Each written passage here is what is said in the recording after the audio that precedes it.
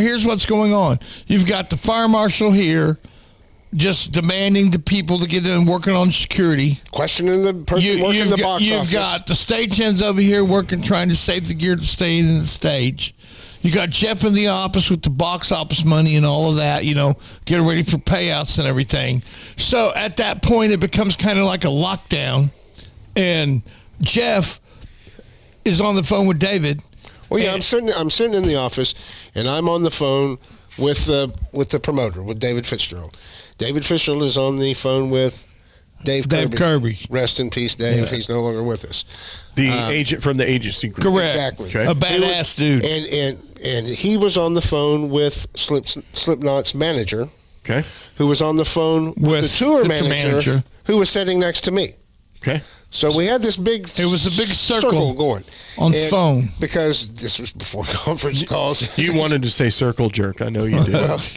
Well, it's really an intense little powwow we were having there. Because here's what else you got. You got 900 rabid fans out there that aren't, that have seen two bands, and, they're saying, okay, it's all cool. We'll figure this out.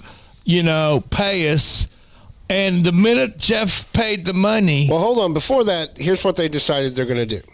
So here's how we're going to make the show go forward as far as the fire marshal's concerned, because nothing's going to happen unless the fire marshal gives the go ahead. He decides we're going to play musical chairs. So just everyone, like they and said. the tour manager for the band is involved in this discussion. Is that correct? Well, we're all sitting in the office, and they say this is what's going to happen. I step out there, and that's what's happening. So Good. I step back in the office. So say you were there with your girlfriend, and your girlfriend was in the bathroom. Yeah, that's you're what came up. Waiting at the chair, and for her to get back, and they say, everyone take a chair or leave, and someone sits in that chair, your girlfriend's out because she doesn't have it. And see, that was strike one. And that's not how capacity works anyway. And so then... So that was the agreement. And so but then there became another agreement. So they push all those people out the door. That's phase one to leave the building. No one else comes in. All those people go out. And most of them were voluntarily. And then we think we're done. We're not. Ready to go back to show. So then they come up with something else. And then, so in my mind of thinking, we've done this before, why don't we find a day where we can do two shows or whatever? They had a day off the next day. But the drive for them was just, they were coming out of Oklahoma City and going to Florida. We were just trying to figure out a way to make this happen and keep everybody happy. As fast as we could to make sure that the show went on. And so was the Slipknot people at this point. And here's the thing. The Slipknot guys were good as gold. You got to remember, they had been in my shop all day long and gathering up things, and almost bought your prize. Yeah, and they were. The idea was to load the pinball machine up and see you later. Like Corey says in the interview, he says, and everything was cool. So then, but what happened was pretty much. The fire marshal pulled their second stunt. Fire marshal pulled the second stunt. We see it's going bad. Most equipment's off the stage. Jeff pays the money. Well, hold on. So we all agree in this circle that I will pay the money and they will play.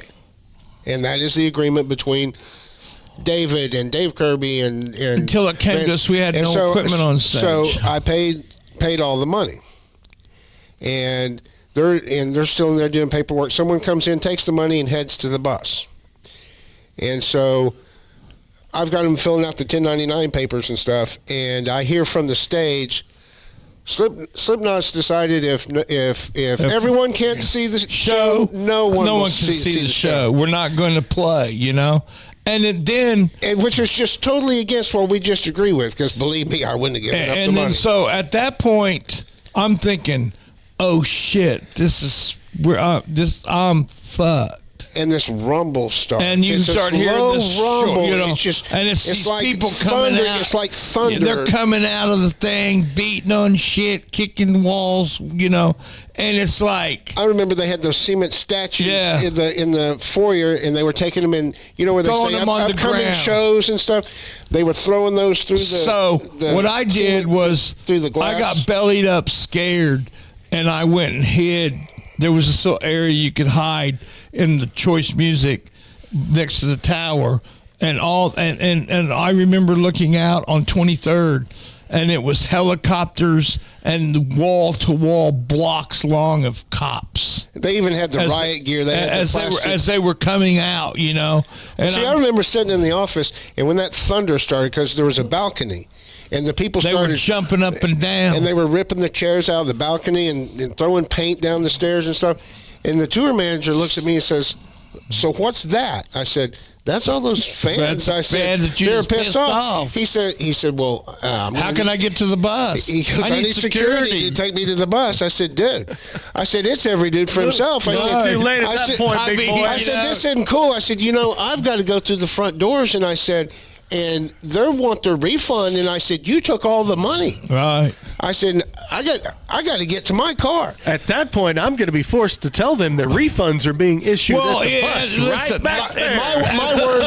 My words were every man for himself. It's exactly what I said. At this point, it didn't really matter, you know. And I mean, so this fiasco goes on. I sit there and watch it through this big plate glass window, and they're looking for me to arrest me, and I knew that. That's why I didn't want to get arrested. So I'm hiding. And it was getting nuttier by the second. Yeah, I mean, helicopters and dogs, and so I can remember when it was all over, and I mean, I had tears in my eyes because. Oh wait, you know, one thing I want to throw in there. Do you remember the person behind the concession stand? People were trying to come over the concession stand. He had a hammer. Yeah, He's trying to defend. It was every man for himself. It was crazy. I mean, you know, you steal my nacho cheese, you die. You know, and it was like none of it really needed. It could all been worked out, but you know, so then those were Wagyu hot dogs. At the end of it all, you know, the people are gone. The cops are gone. They marked it off as a crime scene. Jeff's gone. And you know, I got the hell out of there. Everybody's gone. And so all I could do was sit in my shop and wonder what's next.